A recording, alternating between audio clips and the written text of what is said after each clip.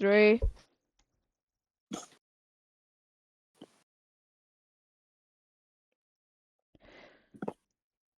three, two, one.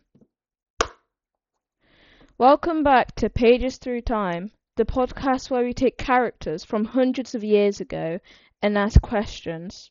For example, why is everyone in old literature either fighting a monster, being haunted, or having serious emotional trauma? Well, to be fair, those were basically the three main hobbies before Netflix existed. Exactly. And that's why today we're going to explore how writers use heroes, monsters, and outsiders to explore the values, fears, and beliefs of their societies. Because these characters aren't just random creations, they represent what societies admire, what they fear, and what they choose to reject. So, what you're telling me is basically that literature is just like society's group chat, except instead of messages, it's dragons, ghosts, and dramatic speeches. Yeah, I guess, pretty much. And the interesting thing is that these roles change over time. The hero is less perfect, the monster is more human, and sometimes the outsider is the most normal person there. Alright, let's start with monsters. The word monster comes from the Latin word monstrum, meaning to warn. And that's important because that means monsters aren't really scary creatures. They're warnings about what society fears and about what it thinks could go wrong. Wait, so Grendel isn't just some random beast showing up and causing problems? Yeah, and neither is Frankenstein's creature. In fact, Frankenstein gives us one of literature's most interesting monsters, because Shelley makes us question whether he's really a monster at all. Victor Frankenstein comes obsessed with scientific discovery, and also he wants to create life itself. Now, it probably sounded exciting to the Victorian readers at that time, but Shelley asks a really dangerous question, and pivoting as well. What happens when human ambition goes too far? Oh, like modern debates about AI. Yeah, exactly. And when you think about it for a second, we're asking whether AI, cloning, and genetic engineering could have limits. I mean, And what's really fascinating is that the creature itself starts out compassionate and intelligent when he comes out the womb. Never mind, he doesn't come out of womb, does he? He says, I ought to be thy Adam, but I am rather the fallen angel. And it's really kind of tragic, because all he wants is love and acceptance. But instead, society labels him as a monster. so Shelley's basically saying the real problem isn't necessarily the creature. That's exactly it. Because the creature comes more violent since he's rejected. And Shelley, what she does is blur the line between victim and creature. And maybe that's the point. Maybe the monsters tell us more about society's prejudices than the actual creatures themselves. Anyways, that's Shelley's point. The creature isn't born evil. Society's rejection creates the monster. Now, that's very different from Beowulf. No one in their right mind reads Beowulf thinking, you know, maybe Grendel has a point. Yeah, probably not. But Beowulf comes from a much earlier society where heroes and monsters are clearly separated. Heroes are there and monsters are here. And the Anglo-Saxons lived in a world that was shaped by warfare, by tribal loyalties and uncertainty. So naturally, their ideal hero is incredibly strong, brave, and loyal. Yeah, Basically, the ultimate warrior. yeah.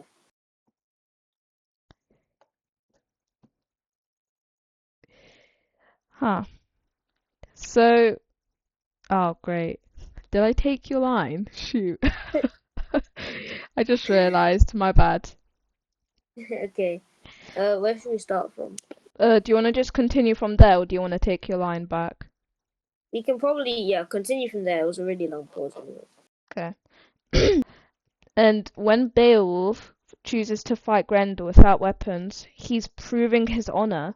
Winning is not enough. He has to win fairly. And the audience would have admired that, because reputation was everything. Although when I saw that, I kind of thought that he was just like being a brat and bragging a bit. Mm. All right, Jay. And that's how it was in that society. Your honor determined how people remembered you. Yep. I mean, that explains why Beowulf is always talking about his achievements. Modern readers, like some people, sometimes think he's showing off. Alright, we both know what you mean by some people. But yeah, Eh?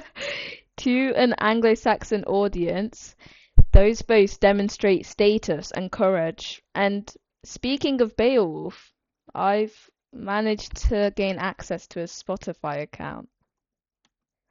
Okay, okay.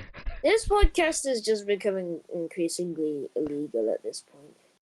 Alright, his username is the Beowulf official. You don't even need to ask me if he's verified. His bio says Monster Slayer, future king, currently accepting dragon-related quests. That doesn't end well. Oh my gosh. Fate often saves the warrior. His biggest playlist is called The Grind Never Stops. People ask how I'm legendary. I'm going to tell them anyways. In here, we've got Eye of the Tiger by Survivor, We Will Rock You, Immigrant Song, The Final Countdown, Adventure of a Lifetime, We Are the Champions, which he allegedly listens to before fighting Grendel. The ego. Yeah. Yeah, that's not even a playlist. That's just an ego. Yeah. He also has another playlist called Just Killed Grendel, which contains We Are the Champions repeated 12 times. Okay, Okay. you must seriously like that song, but to be fair, it's quite believable. Yeah. And that's the point.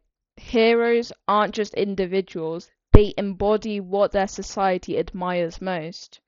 And in the Anglo-Saxon world, that would have been courage, loyalty, honor, and strength. Now, as literature develops, writers become increasingly interested in outsiders. And we've got two great examples.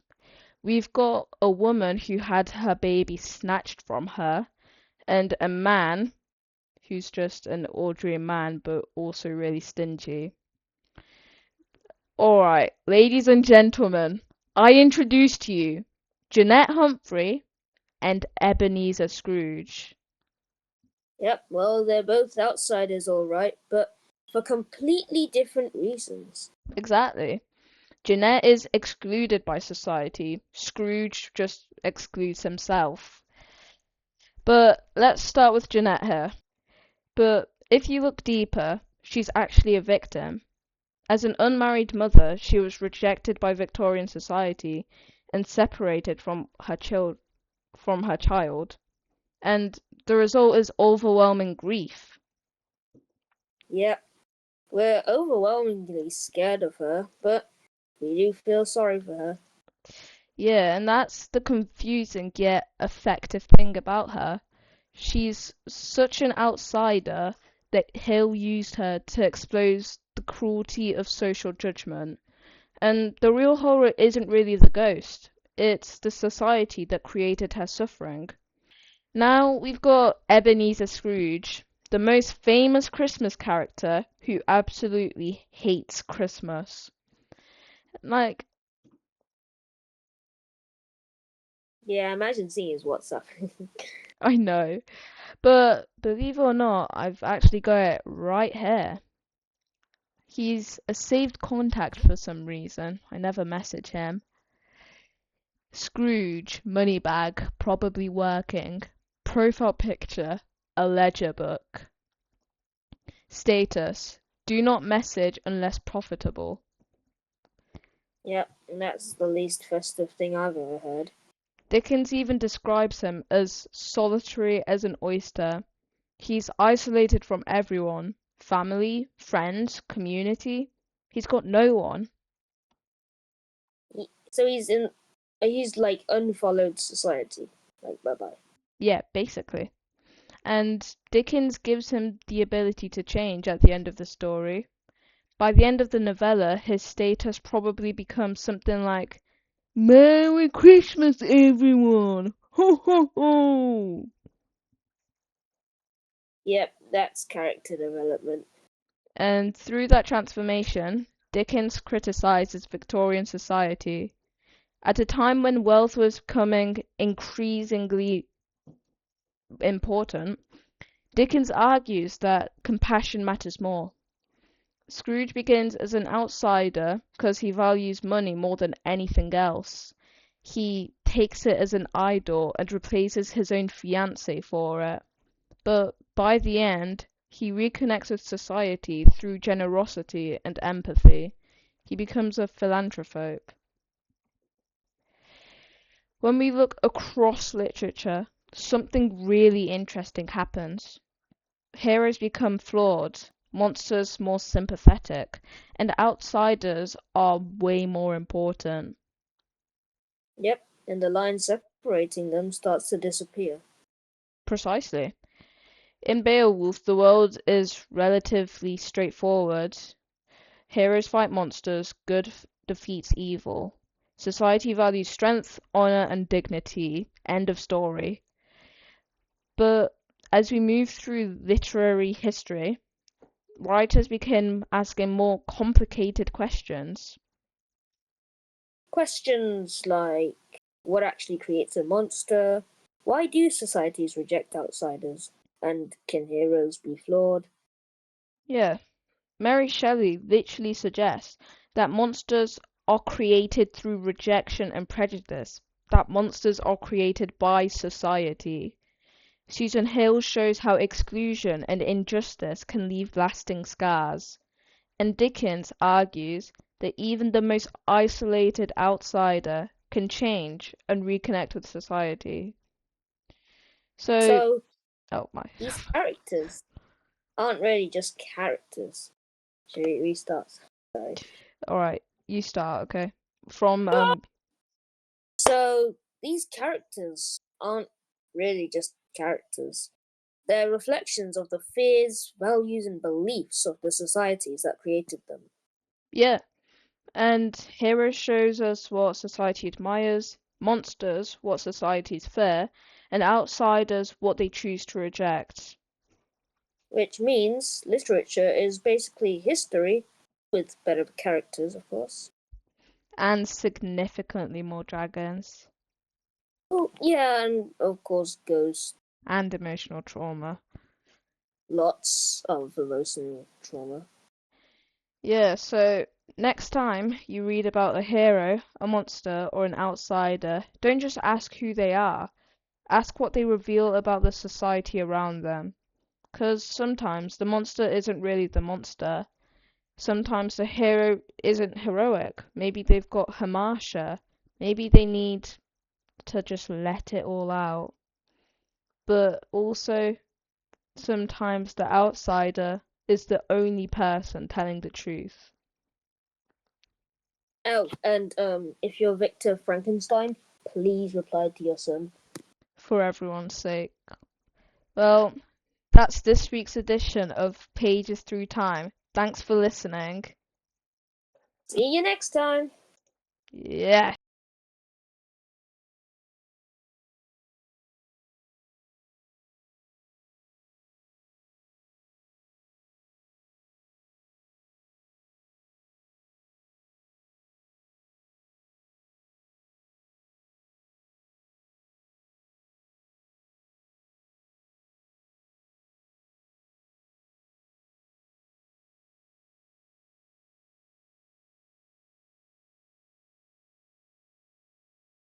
From your line. No! From my line? I'm so sorry, Jay. Mate, I'm the Oh, one half that... my recording got fried. Really? I went to check my phone screen and it said low power, 20%. It doesn't matter. You got half the Right. recording, right? Yeah. Okay. I have a whole recording from the other time, so it's fine. Start Yes, okay. from like Mary Shelley suggests. Oh no, I'll start from these characters. Okay. 3, 2,